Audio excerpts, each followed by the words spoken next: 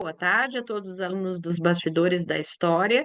Hoje a gente começa um módulo novo dentro dos Bastidores, que vai se chamar Anatólia, Turquia. Dentro desse módulo, a gente vai estudar especificamente esse território que se chamava lá na antiguidade Anatólia e que a Turquia ocupa grande parte. Então, a aula de hoje é uma introdução para que a gente possa ver várias partes da história dessa região.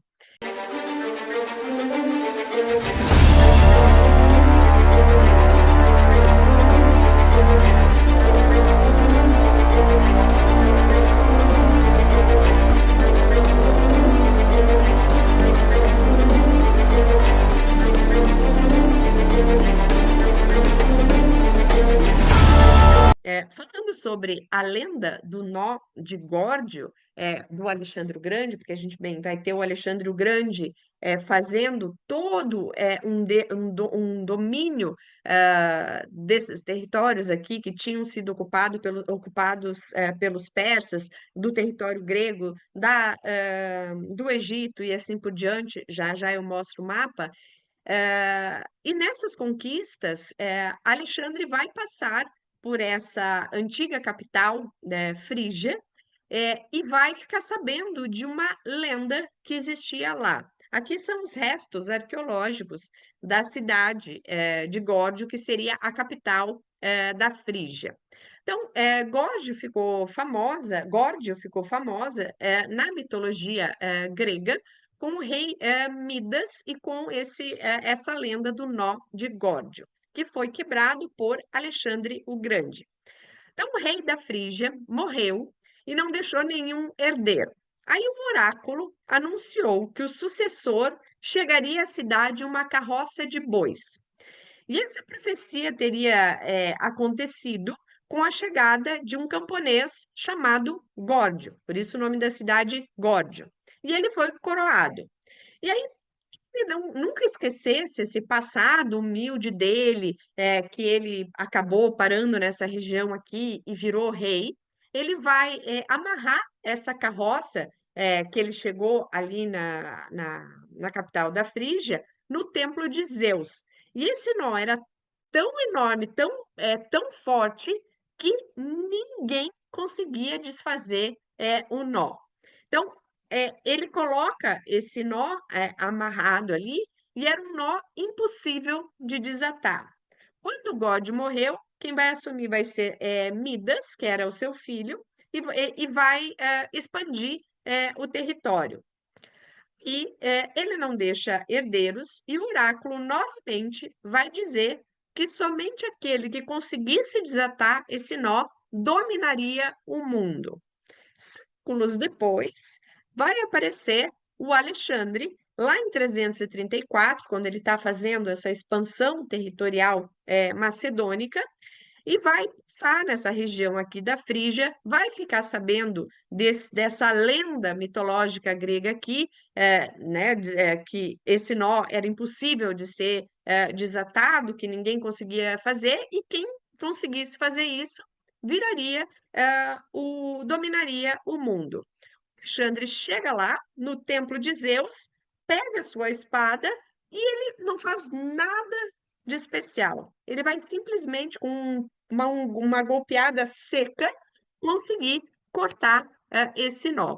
E aí, essa história, essa lenda, virou a metáfora para falar sobre uma solução de um problema insolúvel, ou seja, aquele problema que ninguém consegue resolver e que, de repente, chega alguém que vem desprovido de toda essa ideia que ninguém conseguia resolver, que era impossível, e com uma solução simples e eficaz, vai lá e quebra esse paradigma de ser impossível e consegue desfazer o nó. Se de fato essa história do nó é verdadeira ou não, é muito difícil a gente saber.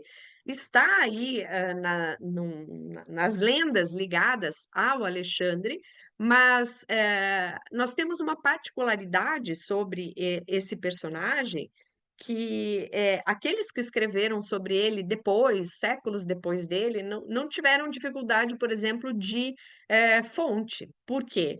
Já o próprio Alexandre tinha o hábito de levar nas suas campanhas militares historiadores, filósofos, enfim, todos aqueles que pudessem documentar e prover com cultura aquele momento dele. Então, a gente teve historiadores oficiais do Alexandre o Grande contando os feitos militares, como é que ele se comportava. Só que, claro, que muitas histórias são tendenciosas, porque nenhum deles vai escrever tentando diminuir Alexandre, e também acaba ficando difícil de distinguir o que era lenda do que era realidade, o que era uma história verdadeira ou que foi algo criado para criar esse mito Alexandre. Porque, de fato, ele virou um mito. Todos os generais de guerra que vieram depois dele queriam ter a mesma capacidade militar que ele tinha, a mesma capacidade de dominar os povos que ele teve.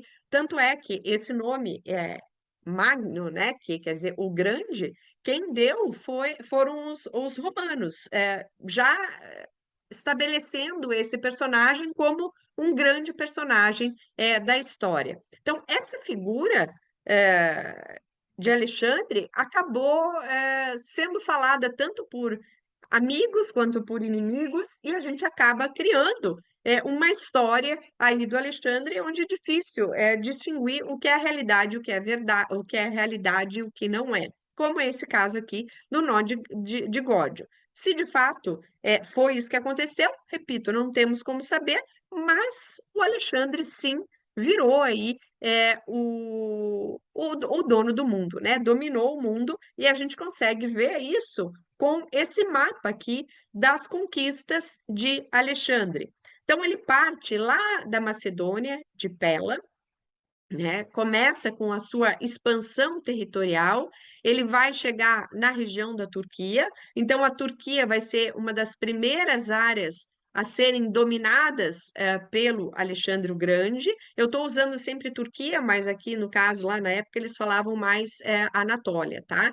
Essa região aqui do Oriente. E claro que daí tinha os nomes específicos de cada reino, mas ele vai dominar toda essa região aqui da Turquia. Depois ele desce para o Egito, vai dominar o Egito. Depois ele sobe e começa a dominar toda essa área aqui ao Oriente.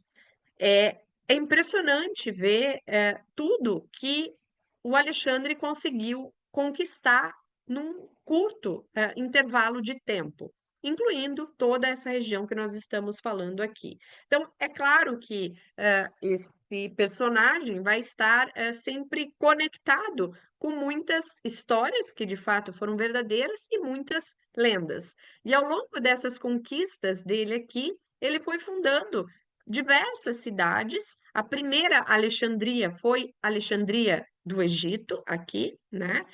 Ali no delta do Nilo, mas nós temos outras, se vocês olharem aqui, a gente vai ter outra Alexandria aqui, outra aqui, e assim por diante. Então, ele vai expandir esse território e vai criar um mundo cosmopolita. A partir de Alexandre o Grande, nós teremos um novo ponto de virada. Então, a gente se vê na próxima terça-feira com mais uma aula a seguir cenas do próximo capítulo. Um beijo para vocês.